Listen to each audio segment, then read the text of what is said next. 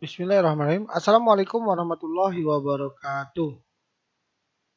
Salam guru belajar dan berbagi. Salam sehat, salam bahagia, dan salam sukses buat kita semua. Baiklah, Bapak Ibu guru di seluruh Nusantara, video kali ini tentang bimbingan teknis guru dan belajar dan berbagi, seri panduan pembelajaran tahun ajaran 2021-2022. Dalam video ini kita membahas tentang materi dan kuis topik 5, rancangan pembelajaran kelas atau mata pelajaran. Selamat datang dan terima kasih sudah berkunjung ke channel kami, Ariza Channel, dengan mutu belajar dan berbagi. Jangan lupa like, share, subscribe, dan komentar Anda demi perbaikan video ini berikutnya. Baiklah Bapak Ibu guru semua, kita berada pada posisi di tahap kelima atau bagian kelima, rancangan pembelajaran kelas atau mata pelajaran. Terdiri atas 5 topik dan 1 kuis.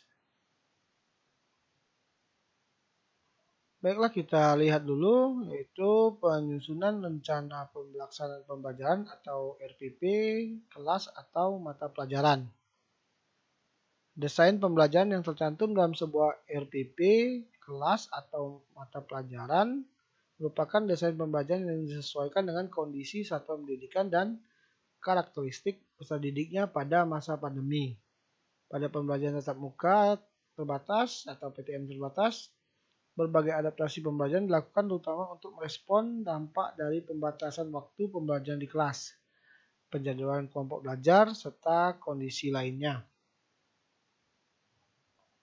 Di tahun ajaran 2021-2022, panduan pembelajaran PAUD Didasmen pada masa pandemi COVID-19 membantu guru untuk mendapatkan panduan teknis dan penyusunan RPP kelas atau mata pelajaran sesuai dengan pilihan kurikulum yang digunakan satuan pendidikan.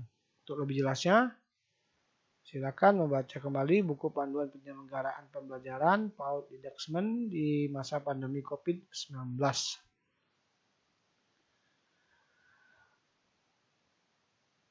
Panduan penyusunan RPP kelas atau mata pelajaran.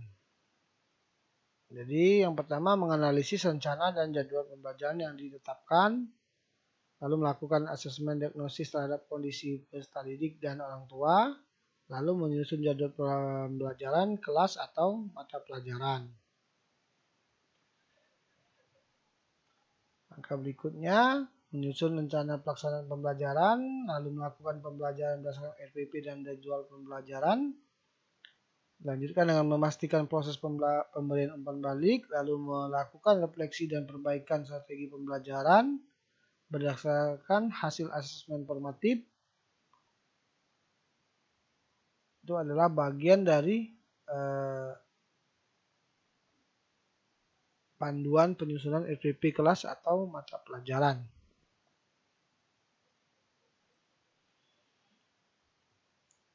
Seperti yang telah disebutkan dalam langkah-langkah di atas, dalam RPP kelas atau mata pelajaran pada pembelajaran tahun ajaran 2021-2022 dirumuskan komponen minimal yang saling berkaitan, yaitu tujuan pembelajaran, penilaian pembelajaran atau asesmen.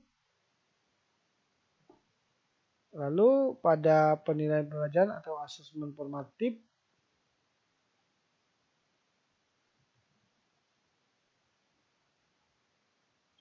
asesmen sumatif,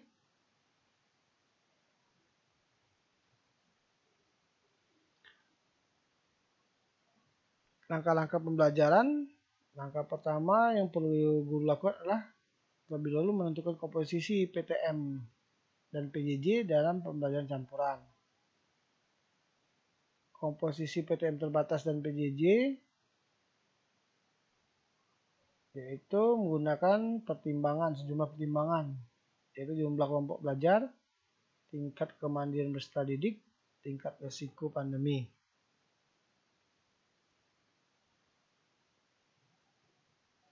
Ini adalah contoh penentuan komposisi pembelajaran campuran.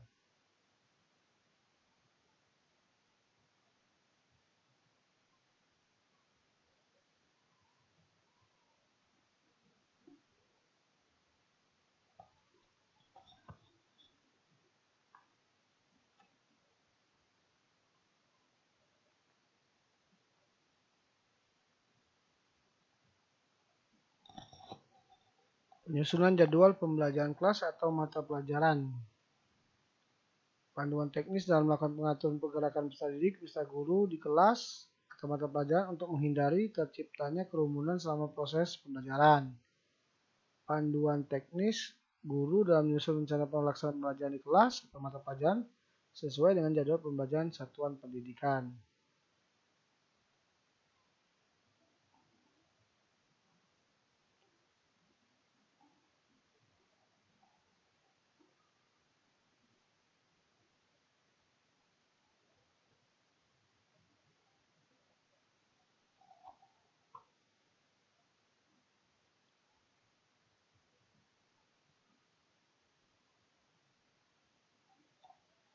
Pilihan strategis pembelajaran.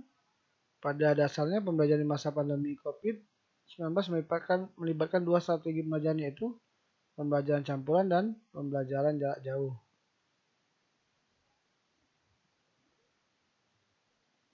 Contoh pembelajaran kelas atau mata pelajaran.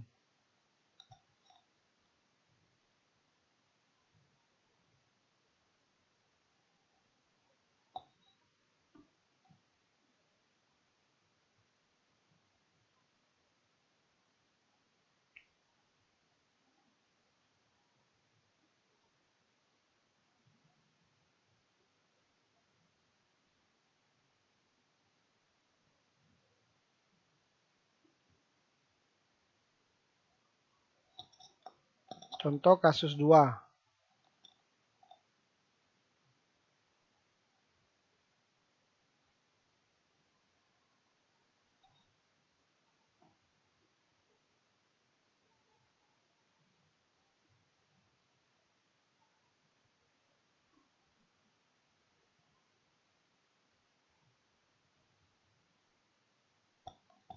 Ini adalah contoh kasus 3.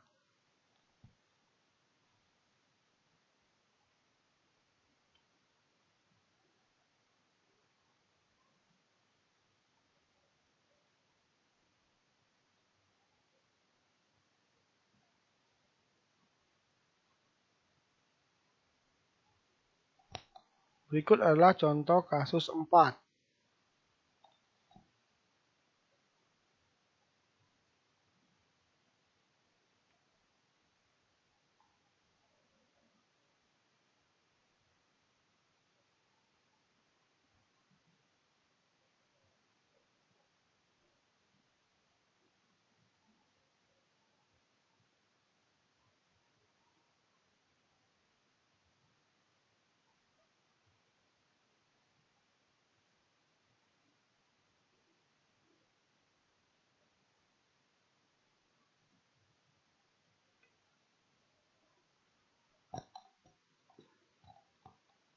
Demikianlah beberapa pembahasan materi. Berikutnya kita masuk ke kuis. Kuis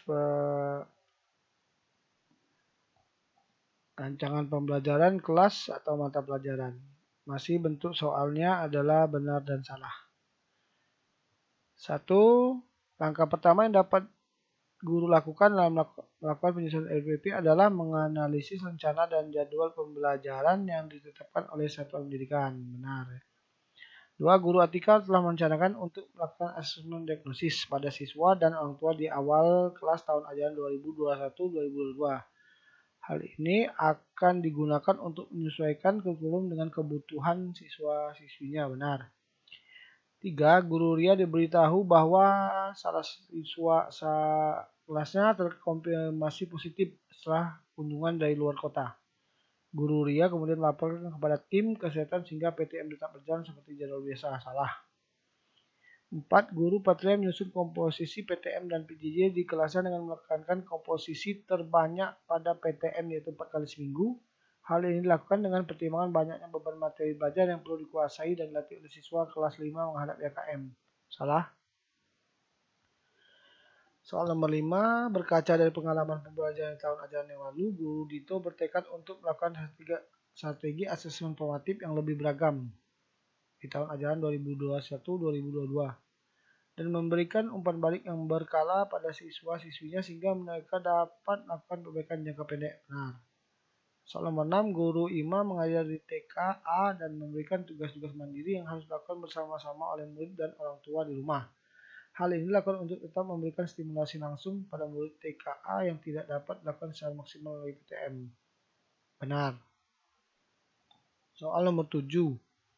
Karena banyaknya rombel di jenjang kelas 7, maka jumlah rombel untuk setiap kelas terpaksa diberi sedikit lebih besar dari batasan ketentuan maksimal sehingga dapat mengakomodasi semua siswa untuk mengalami PTM minimal 2 kali seminggu. Salah.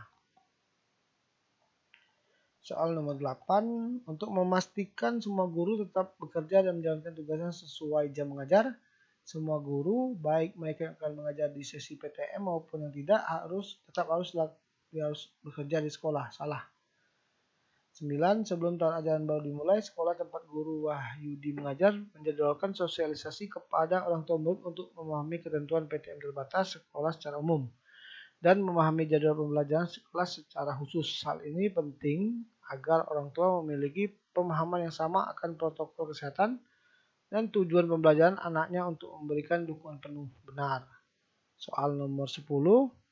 Guru Suci mengajar matematika di kelas 9 SMP. Beban mengajar Guru Suci saat pembelajaran di tahun ajaran 2021-2022 akan berkali-kali lipat karena ia harus mengajar berkali-kali sehari. Salah. Demikianlah yang dapat disampaikan pada topik kelima, rancangan pembelajaran kelas dan mata pelajaran pada BIMTEK Guru Belajar dan Berbagi seri panduan pembelajaran tahun ajaran 2021-2022. Demikian yang dapat disampaikan. Mohon maaf atas segala kekurangan. Terima kasih atas perhatiannya. Sampai berjumpa kembali pada video seri panduan pembelajaran berikutnya. Sampai jumpa. Assalamualaikum warahmatullahi wabarakatuh.